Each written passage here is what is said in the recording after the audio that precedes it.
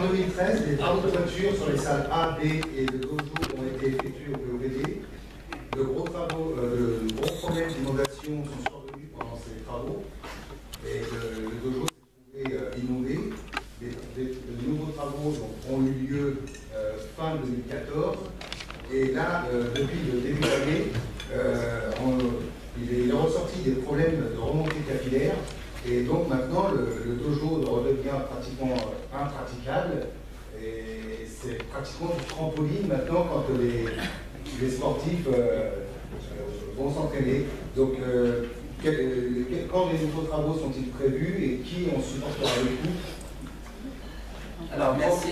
Première réponse, le dojo n'est pas impraticable aujourd'hui, il continue à être praticable.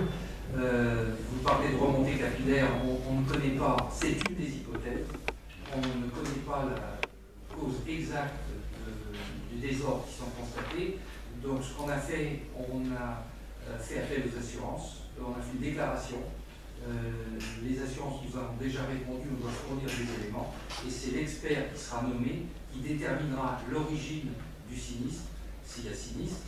Et donc, c'est des compagnies d'assurance, normalement, qui doivent le régler. Donc, le dojo continuera à être utilisé jusqu'aux vacances. Et s'il y a des travaux, ce sera fait pendant les vacances.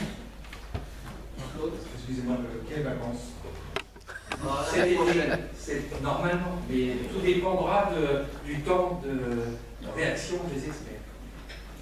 Oui, petit complément d'information, donc vous savez que je suis très attaché au dojo, forcément, parce que je suis un qui l'utilise beaucoup. Donc, il n'est pas dangereux. C'est vrai que aujourd'hui, il devient très élastique, mais pour certains arts martiaux, c'est pas trop mauvais.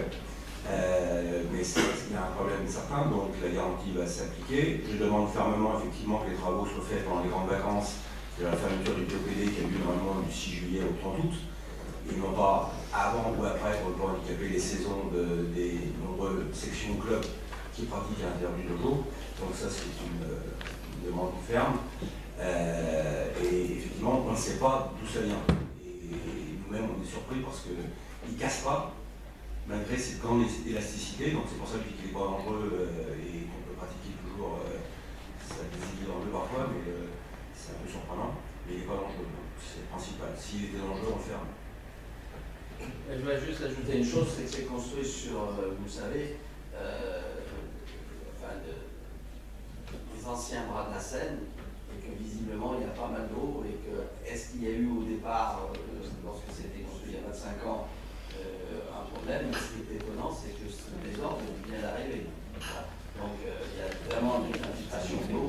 Pour monter capillaire, je vois pas beaucoup, il doit y avoir un eau qui va descendre de droite à gauche. Bien, alors...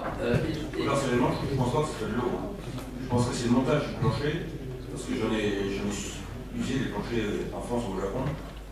C'est pas une question d'eau. On a dit c'est les tasseaux qui a un problème, mais c'est pas une question d'eau. Donc c'est l'entreprise qui a mal fait son travail et c'est ce que devra déterminer l'expert. Alors, Isabelle, allez-y. Donc moi je voulais revenir sur la piscine. Donc les tarifs effectivement sont compétitifs. Mettez votre micro, madame.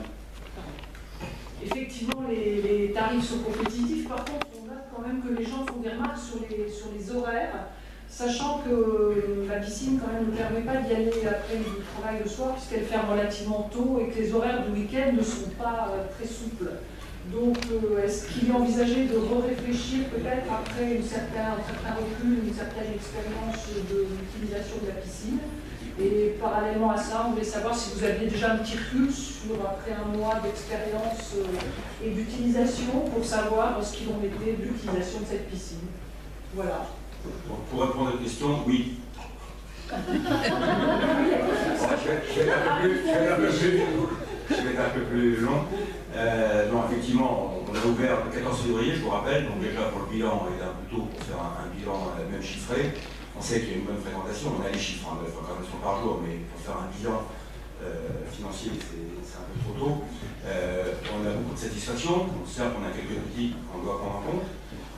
C'est un début, on avait toujours dit qu'à partir du moment d'ouverture jusqu'en septembre, c'est un peu une période probatoire, puisque l'ancienne piscine qui n'était pas du tout configurée comme celle-là, ne fait pas les mêmes services, depuis pratiquement 2 ans. c'est vraiment quelque chose de nouveau. Et concernant les horaires, donc oui, effectivement, il m'a semblé tout de suite que c'est pas satisfaisant pour les gens qui travaillent le soir.